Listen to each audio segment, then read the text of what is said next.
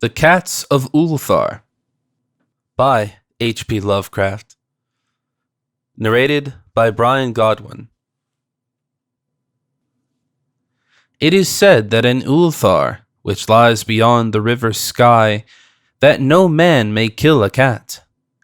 And this I can verily believe as I gaze upon him who sitteth purring before the fire. For the cat is cryptic, and close to strange things which men cannot see. He is the soul of antique Egyptius, and bearer of tales from forgotten cities in Meroe and Ophir. He is the kin of the jungle's lords, and heir to the secrets of hoary and sinister Africa. The Sphinx is his cousin, and he speaks her language. But he is more ancient than the Sphinx, and remembers that which she hath forgotten. In Ulthar, before ever the burgesses forbade the killing of cats, there dwelt an old cotter and his wife, who delighted to trap and slay the cats of their neighbors. Why they did this I know not, save that many hate the voice of the cat in the night, and take ill that cats should run stealthily about yards and gardens at twilight. But whatever the reason, this old man and woman took pleasure in trapping and slaying every cat which came near to their hovel.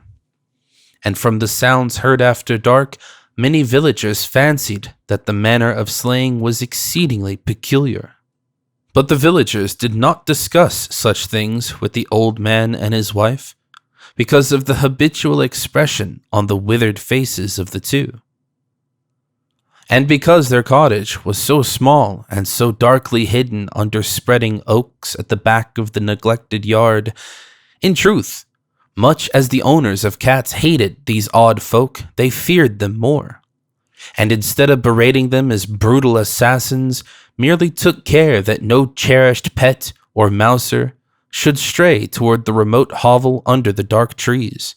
When through some unavoidable oversight a cat was missed and sounds heard after dark, the loser would lament impotently, or console himself by thanking fate that it was not one of his children who had thus vanished.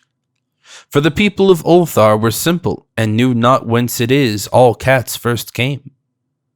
One day a caravan of strange wanderers from the south entered the narrow cobbled streets of Ulthar. Dark wanderers they were, and unlike the other roving folk who passed through the village twice every year, in the marketplace they told fortunes for silver, and bought gay beads from the merchants. What was the land of these wanderers none could tell, but it was seen that they were given to strange prayers, and that they had painted on the sides of their wagons strange figures with human bodies and the heads of cats, hawks, rams, and lions. And the leader of the caravan wore a headdress with 2 horns and a curious disc betwixt the horns. There was in this singular caravan a little boy with no father or mother, but only a tiny black kitten to cherish.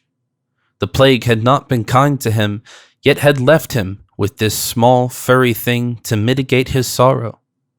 And when one is very young, one can find great relief in the lively antics of a black kitten. So the boy, whom the dark people called Menace, smiled more often than he wept, as he sate playing with his graceful kitten on the steps of an oddly painted wagon.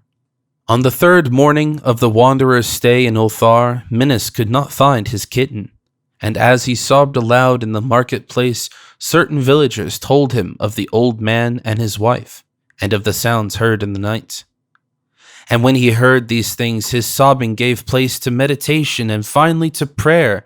He stretched out his arms towards the sun and prayed in a tongue no villager could understand. Though indeed the villagers did not try very hard to understand, since their attention was mostly taken up by the sky and the odd shapes the clouds were assuming. It was very peculiar, but as the little boy uttered his petition, there seemed to form overhead the shadowy, nebulous figures of exotic things, of hybrid creatures crowned with horn-flanked discs. Nature is full of such illusions to impress the imaginative. That night the wanderers left Ulthar and were never seen again, and the householders were troubled when they noticed that in all the village there was not a cat to be found. From each hearth that familiar cat had vanished, cats large and small, black, gray, striped, yellow, and white. Old Crannon, the burgomaster, swore that the dark folk had taken away the cats in revenge for the killing of Minis's kitten, and cursed the caravan and the little boy. But Nith, the lean notary, declared that the old cotter and his wife were more likely persons to suspect, for their hatred of cats was notorious and increasingly bold.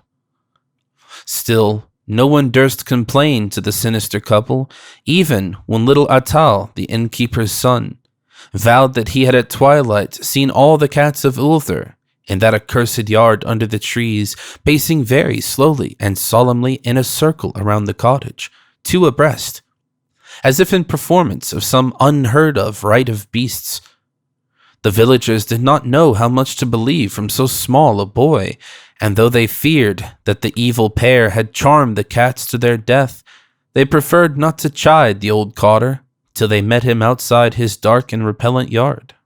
So Ulthar went to sleep in vain anger, and when the people waked at dawn, behold, every cat was back at his accustomed hearth.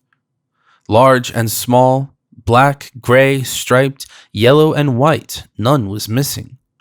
Very sleek and fat did the cats appear, and sonorous with purring content. The citizens talked with one another of the affair and marveled not a little.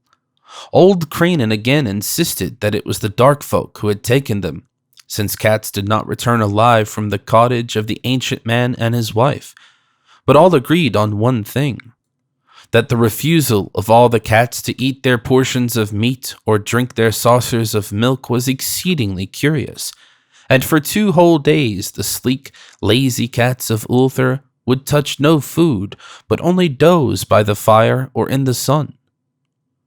It was fully a week before the villagers realized that no lights were appearing at dusk in the windows of the cottage under the trees. Then the lean Nith remarked that no one had seen the old man or his wife since the night the cats were away. In another week, the burgomaster decided to overcome his fears and call at the strangely silent dwelling as a matter of duty. Though in so doing he was careful to take with him Shang the blacksmith and Tool the cutter of stone as witnesses.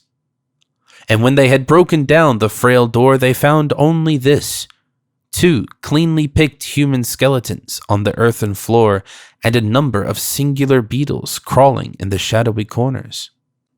There was subsequently much talk among the burgesses of Ulthar. Zath, the coroner, disputed at length with Nith, the lean notary, and Crannon and Shang and Tool were overwhelmed with questions. Even little Atal, the innkeeper's son, was closely questioned and given a sweetmeat as reward.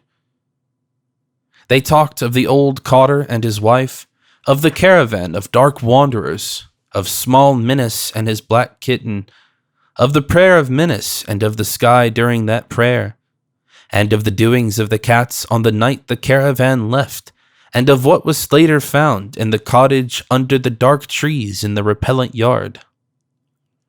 And in the end, the burgesses passed that remarkable law which is told of by traders in Hatheg and discussed by travelers in Nir, namely, that in Ulthar no man may kill a cat.